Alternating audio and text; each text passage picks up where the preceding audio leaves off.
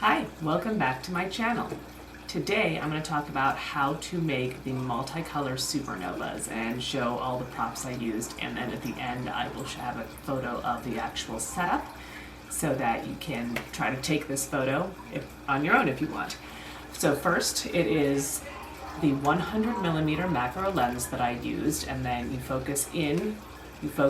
make sure that you focus on the setup on the glass ball, which is this glass ball with the bubbles.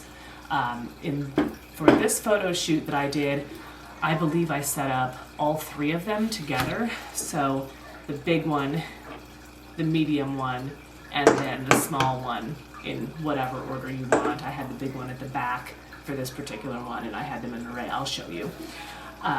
So you want to focus in on the setup, and then you want to make sure that you have enough of an exposure.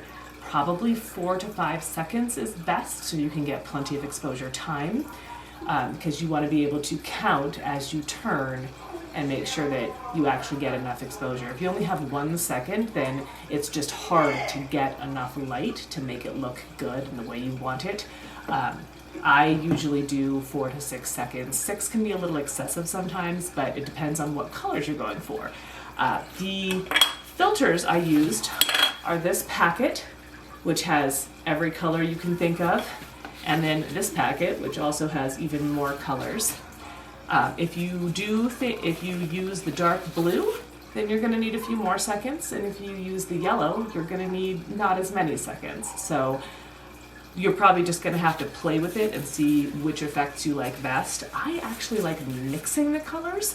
So what I have done with this particular kind of supernova, this multicolor thing, is I put a flashlight just like this one, little flashlight like this, which came in a 6-pack, lots of pretty colors of flashlight. I'll link below which ones I got so you can get something similar if you don't have them.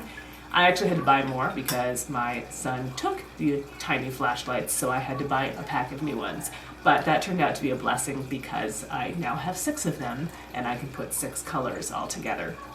So what I did was put them on the table. I then put a filter in front of them. Let me use one that you can see a little bit better. The yellow tends to not show up as well. I put them on the table, put the filter in front of them, which then gives us a beautiful, whatever color that is, a beautiful light, which shines into the ball, and then the bubbles catch that light.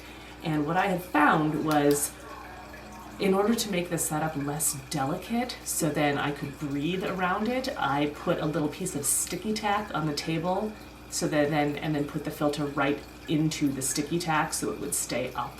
Because otherwise, if the table gets bumped, they all fall, and then you've got to set them up again. That was kind of annoying. So learned that the hard way. So I put up, I think I did all 6 of them at one point, and just put 6 different filters around. Then there was another technique I used with this ball that has a flat bottom on it. The other balls are completely round, right? But this particular one has a flat bottom, which means that it's the one I had at the time. I put it on the table and then I spun it just a little bit to create a whole different effect too. So I would have maybe a 2-second exposure on that one. And I'll show the example of how neat that one turned out. I would have a 2-second exposure, and I would open the shutter, count 1 second, and then I'd start turning the ball, and then I would count until the shutter closed. And that one kind of looks like Christmas ornaments. It turned out really neat. I will show those below, or at the end of the video, and I will show a picture of the setup I used, so then you get a real image of how that worked.